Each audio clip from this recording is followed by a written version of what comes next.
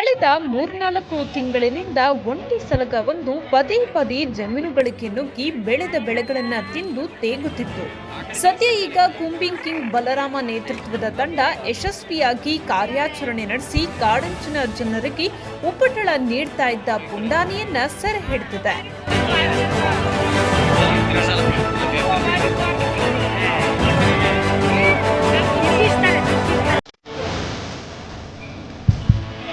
ಒಂಟಿ ಕಾಡಾನೆ ಬೆಳೆ ನಾಶ ಮಾಡುತ್ತಿದ್ದ ಹಿನ್ನೆಲೆ ಪುಂಡಾನೆಯನ್ನ ಸೆರೆ ಹಿಡಿದು ನಮ್ಮ ಬೆಳೆಗಳನ್ನ ರಕ್ಷಿಸಿ ಎಂದು ರೈತರು ಅರಣ್ಯಾಧಿಕಾರಿಗಳಿಗೆ ಮನವಿ ಮಾಡಿಕೊಂಡಿದ್ದರು.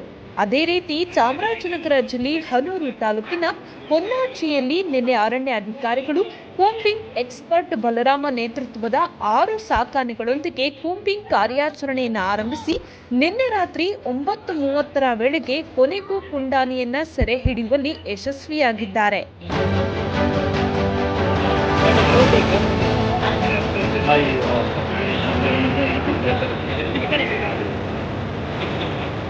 ಪಶು ವೈದ್ಯಾಧಿಕಾರಿ ರಮೇಶ್ ಕಾಡಾನೆಗೆ ಮತ್ತು ಬರುವ ಅರವಳಿಕೆಯನ್ನ ನೀಡುವ ಮೂಲಕ ಸೆರೆ ಹಿಡಿಯಲಾಗಿದೆ. ಹೀಗೆ ಸೆರೆ ಹಿಡಿದ ಕಾಡಾನೆಯನ್ನ ಮಲೆಮಹದೇಶ್ವರ ವನ್ಯಧಾಮದ ಆನೆ ಬಿಡಾರದಲ್ಲಿ 3 ತಿಂಗಳ ಕಾಲ ಪ್ರತ್ಯೇಕವಾಗಿಟ್ಟು ಬಳಿಕ ತರಬೇತಿ ನೀಡಲಾಗುತ್ತೆ.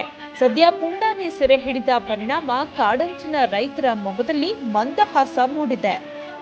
ಇನ್ನು ಈ ಪುಂಡಾನೆ ಸೆರೆಯ ಕಾರ್ಯಾಚರಣೆಯಲ್ಲಿ ನಾಗರಹೊಳಿ ಅಭಯಾರಣ್ಯ ಹಾಗೂ ಕುಶಾಲನಗರದ ದುಬಾರೆ ಆನೆ ಶಿಬಿರದಿಂದ ಬಲರಾಮ, ಅರ್ಜುನ, ಕರ್ಣ, ಅಶ್ವತ್ಥಾಮ, ಭೀಮ ಹಾಗೂ ಶಿವ ಸೇರಿದಂತೆ 6 ಆನೆಗಳನ್ನ ಕರೆತರಲಾಗಿತ್ತು.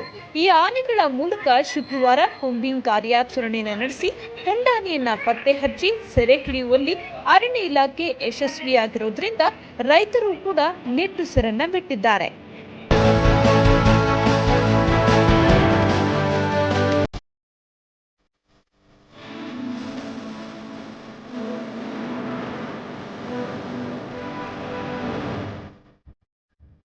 ತುಂಬಾ